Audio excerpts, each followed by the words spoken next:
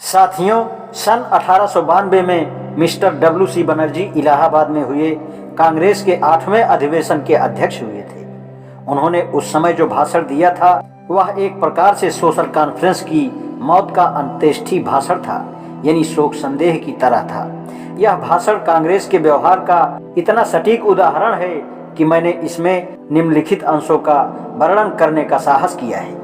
भाषण में श्री बनर्जी ने कहा था, मैं उन लोगों के साथ सहमत नहीं हूँ या उनसे सहानुभूति नहीं रखता जो यह कहते हैं कि जब तक हम अपने सामाजिक ढांचे में सुधार नहीं करते तब तक हम राजनीतिक सुधार के योग्य नहीं हो सकते। लेकिन इन दोनों के बीच कोई संबंध नजर नहीं आता है। क्या हम राजनीतिक सुधार के लिए सिर्फ इसलिए योग्य नहीं हैं क्योंकि हमारी विधवा स्त्रियों का पुनर्विवाह नहीं होता और दूसरे देशों की अपेक्षा हमारी लड़कियां छोटी उम्र में ब्याह दी जाती है, या हमारी पत्नियां और पुत्रियां हमारे साथ कारों में बैठकर हमारे मित्रों से मिलने नहीं जाती, या यह कि हम अपनी बेटियों को ऑक्सफोर्ड या कैम्ब्रिज यूनिवर्सिटी नहीं भेजते।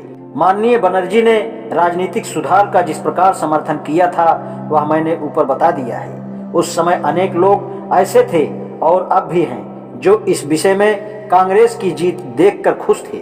लेकिन जो लोग सामाजिक सुधार के महत्व में विश्वास रखते हैं वे पूछ सकते हैं कि क्या मिस्टर बनर्जी की बात का कोई उत्तर नहीं है? क्या इससे सिद्ध होता है कि जीत उन्हीं की हुई जो सच्चे थे? क्या इससे कोई निष्कर्ष साबित हो जाता है कि सामाजिक सुधार का राजनीतिक सुधार से कोई संबंध नहीं है? आइए जरा इस दृष्टि में अछूतों के प्रति सवर्ण हिंदुओं के व्यवहार पर विचार करें।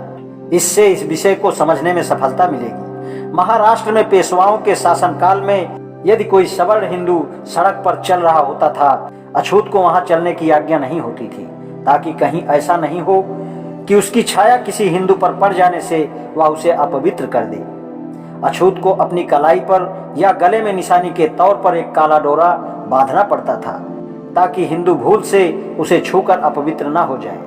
पेशवाओं की राजधानी पूना में अछूतों को कमर पर एक झाड़ू बांधकर चलना पड़ता था, क्योंकि उनके चलने से जमीन पर उनके पैरों से जो निशान बनते हैं उनको उस झाड़ू से मिटाते जाएं, ताकि कोई हिंदू अछूत के पैरों के निशानों पर अपने पैर रखने से अपवित्र ना हो जाए।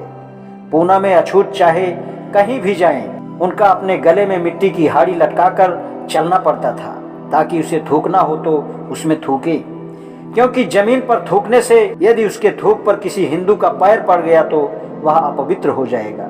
मैं हाल ही की कुछ अन्य घटनाओं को पेश करने की आज्ञा चाहता हूँ। सेंट्रल भारत में बलाई नाम की एक अछूत जाति रहती है। हिंदुओं द्वारा उन पर किए गए अत्याचार मेरी बात स्पष्ट कर देंगे। 4 जनवरी 1928 के टाइम्स ऑफ इंडिया अखबार में इन जुर्मों की रिपोर्ट छपी है।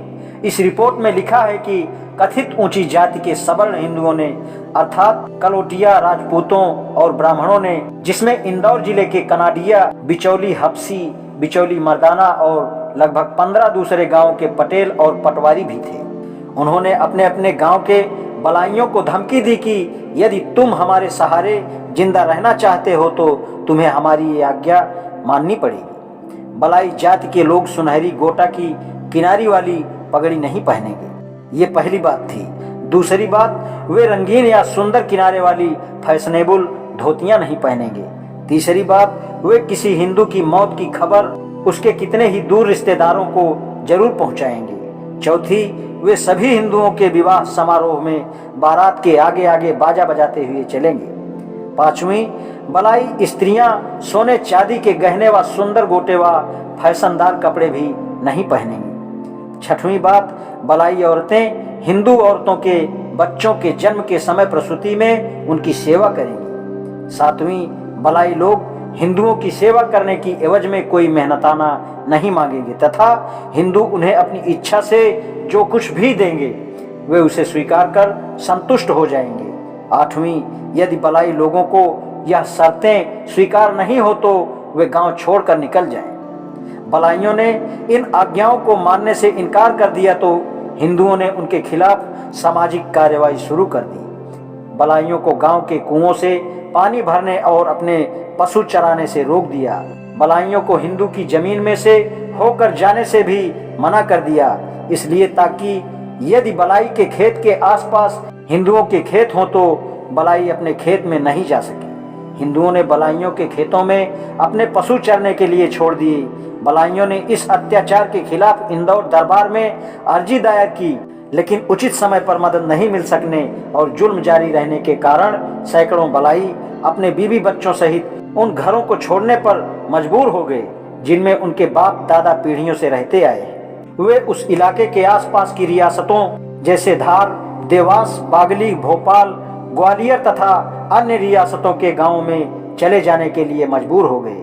उनके नए घरों में उनके साथ क्या बीती, इसका वर्णन करना कठिन है। आज इतना ही, शेष कल। धन्यवाद।